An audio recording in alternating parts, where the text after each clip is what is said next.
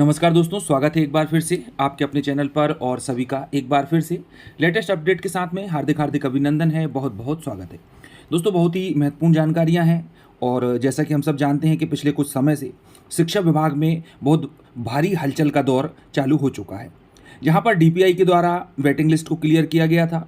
उसके कुछ समय बाद ही अभी हाल ही में आदिम जाति कल्याण विभाग द्वारा माध्यमिक शिक्षकों की वेटिंग लिस्ट को क्लियर किया गया और उनको नियुक्तियां जारी कर दी गई हैं। तो वो सब लोग पीडीएफ के माध्यम से अपने अपने सब्जेक्ट में जो भी चयनित हुए हैं सभी लोग देख चुके हैं।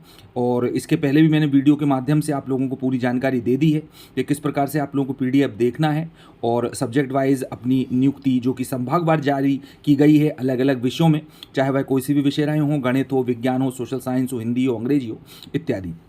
तो आप लोग देख लें और जो भी नियुक्ति की आगे की प्रक्रिया है, जो भी दिया गया है, उसके आधार पर अपनी ज्वाइनिंग करना सुनिश्चित करें।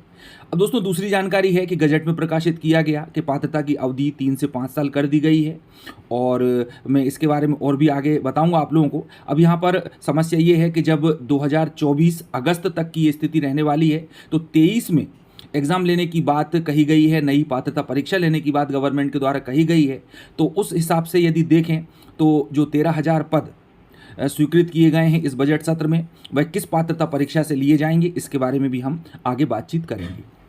अब दोस्तों बात कर लेते हैं हम कि पदवृद्धि आंदोलन जो कि निश्चित रूप से बहुत ही सफल रहा है। रंजीत गौर जी का बहुत ही महत्वपूर्ण इसमें योगदान रहा और निश्चित रूप से दोस्तों जो द्वितीय काउंसलिंग होने वाली है वह भी बहुत जल्दी चालू होगी और बढ़े हुए पदों के साथ में ही चालू होगी। पात्रता परीक्षा में अवधि भी इसी ओर इंगित करती है, इसी ओर इशारा करती है। साथ में ही राष्ट्रीय शिक्षा नीति में भी काफ़ी कुछ कड़े प्रावधान किए गए हैं कि जितने भी पद खाली हैं, जैसे कि 91,000 बताए गए हैं, तो वह पद कंप्लीटली भरे जाना चाहिए। तो इसकी दिशा में भी काफ़ी कुछ प्रयास किया जाएगा। चलिए दोस्तों देख लेते हैं हम सबसे पहले जो शिक्षा नीति है उसमें किस प्रकार से बातचीत कही गई है कि शिक्षकों के सभी पदों को भरा जाए, उनकी बाध्यता को किस प्रकार से जारी किया जाए। आइए चलते हैं पहले न्यूज़ की ओर, फिर मैं आप लोगों को पात्रता से संबंधित और भी जानकारियां दूंगा। देखिए दोस्तों, एक न्यूज़ है पहले भी आई थी कि नीति पर अमल के शुरुआती दौर में ही इन्हें भरने की सिफारिश।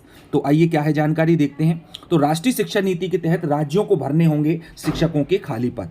इसमें हम बहुत ज़्यादा डिटेल में बात नहीं करेंगे, हमारे मध्य प्रदेश की यहाँ पर जनरली बात की जाएगी।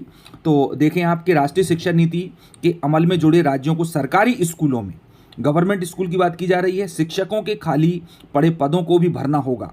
योजना की शुरुआत में ही इस लक्ष्य को हासिल करने की सिफारिश की गई है। हालांकि राज्यों के लिए ये एक कठिन लक्ष्य है, इसके बावजूद इस नीति में शिक्षकों के खाली पदों को समयबद्ध तरीके से भरने पर जोर दिया गया है और राष्ट्रीय शिक्षा नीति को तेजी से आगे बढ़ाने में जुटा शिक्षा मंत्रालय भी इस पर पूरी नजरें लगाए हुए है। चलिए अब हम देख लेते हैं कि ये जो सारणी आपके सामने नजर आ रही है, इसमें यदि हम मध्य प्रदेश की बात करें, वैसे तो बहुत सारे राज्य हैं जहां हजारों की संख्या में शिक्षकों के पद रिक्त हैं और पर्टिकुलर ये मध्य प्रदेश की बात करें तो 91,000 पदों की बात कही गई है और हम देख पा रहे हैं कि अभी तक 14-15 हज़ार पर ही नियुक्ति दी है। 2018 में 30,500 पदों को भरने की बात थी, लेकिन वह भी अभी कंप्लीट नहीं है और इसकी प्रक्रिया चल रही है। हम ये भी नहीं कह सकते कि प्रक्रिया रुकी हुई है। अभी हमने देखा कि वेटिंग लिस्ट क्लियर हुई है और जो पदवृद्धि के साथ में द्वितीय काउंसलिंग उसका भी आश्वासन ठोस रूप से हमको दिया गया है आंदोलन के बाद में भी। और जो भी रिजल्ट आएगा वो तो आप लोगों को समय आने पर पता चल ही जाएगा कि कब से ये रोस्टर जारी करते हैं। चलिए अब हम देख लेते हैं कि पात्रता अवधि और किस प्रकार से आगे प्रभावित होगी 2023 की नई पात्रता परीक्षा। तो देखें आप दोस्तों, हेडिंग शुरू होती है कि चयनित शिक्षक अब 5 साल तक भर्ती के लिए पात्र। चलिए दोस्तों, पहले भी मैं आप लोगों को गजट के माध्यम से भी पूरी जानकारी दे चुका हूं, हालांकि 1-2 वीडियो पहले मैं बना चुका हूं और आप लोगों को बिल्कुल स्पष्ट हो चुका है कि जो अवधि है उसकी समय सीमा 3 से बढ़ाकर 5 की गई और दूसरा जो महत्वपूर्ण सुधार किया गया वो था EWS के लिए और वहाँ पर 90 अंक की जो पात्रता रही है उसको घटा करके 75 कर दिया गया है, यानी कि 60% से घटाकर अब 50% पर क्वालिफाइंग मार्क्स कर दिए गए हैं और इनको किया गया है SC, ST, OBC और दिव्यांगजन के बराबर। तो यहाँ निश्चित रूप से काफ़ी कुछ योगदान रहा है और सभी का जिनके प्रयास से ये सब चीज़ें हुई हैं और जो पुराने 1500 पद हैं उनकी भर्ती का भी रास्ता यहाँ पर साफ हुआ है। चलिए अब देख लेते हैं हम कि जो अवधि 5 साल बढ़ा दी गई है वह कब से कब तक रहने वाली है। तो अगस्त 2019 को जैसे परिणाम आया था और अब यदि हम 5 वर्ष पात्रता परीक्षा की बात करें तो ये अगस्त 2024 तक रहने वाली है। और दोस्तों ये कहाँ से कहाँ तक है ये तो मैंने आप लोगों को बता ही दिया है कि अगस्त 2024 तक ये पात्रता मान्य की जाएगी, लेकिन 2023 में नई पात्रता परीक्षा की बात की जा रही है। तो जो पूर्व में बजट घोषित किया जा चुका है 13,000 पदों का, उसका क्या होगा? तो आप देखें पहले कि 80,000 से अधिक शिक्षकों के पद अभी भी खाली पड़े हुए हैं, ठीक है। और 20,000 अतिथि शिक्षकों की नियुक्ति की प्रोसेस भी लगभग कंप्लीट हो चुकी है और उनकी भी नियुक्तियां हो चुकी हैं। और 14,000 शिक्षकों की भर्ती करने का जो निर्णय लिया गया, यहाँ पर दोस्तों 14,000 13,000 थोड़ा सा कन्फ्यूजन वाली स्थिति है। हालांकि न्यूज़ पेपर्स पर एकदम 100% विश्वास नहीं किया जा सकता, फिर भी आप ये समझें कि 13,000 पद जो हैं इस बार नई भर्ती में शामिल करने की योजना है, घोषणा की गई थी बजट सत्र में, उसी के आधार पर हम बात कर रहे हैं।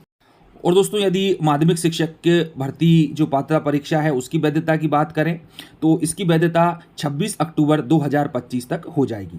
तो इससे शिक्षक पात्रता परीक्षा 2018 में उत्तीर्ण अभ्यर्थियों को शिक्षक भर्ती में मौका जरूर मिलेगा। तो दोस्तों निश्चित रूप से बहुत ही महत्वपूर्ण जानकारी है। अब यहाँ पर दोस्तों और अधिक संख्या में पदों में वृद्धि हो सकती है और जो नए सत्र में पद आएंगे उनको भी बढ़ा करके इसमें जोड़ा जाएगा। और केवल DPI ही नहीं बल्कि ट्राइबल डिपार्टमेंट में भी और बहुत अधिक संख्या में पद खाली हैं, तो उनको भी यहाँ पर शामिल करते हुए द्वितीय काउंसलिंग का रास्ता बिल्कुल स्पष्ट हो चुका है, बिल्कुल क्लियर हो चुका है। हमने देखा कि वर्ग 1 और वर्ग 2 दोनों की पात्रता परीक्षा की अवधि में भी वृद्धि कर दी है। आदिम जाति कल्याण विभाग भी इसमें पूर्व में वृद्धि कर चुका है। तो निश्चित रूप से जो आंदोलन रहा है दोस्तों रंजीत गौर उनकी टीम के नेतृत्व में, वह बहुत ही सफल माना जा सकता है और एक निश्चित रूप से पॉजिटिव साइन वहाँ पर मिला है। कुछ समय के बाद ही रोस्टर के रूप में आप लोगों को पदों की संख्या का भी बिल्कुल स्पष्टीकरण हो जाएगा। धन्यवाद दोस्तों, मिलते हैं अगली वीडियो में। जय हिंद।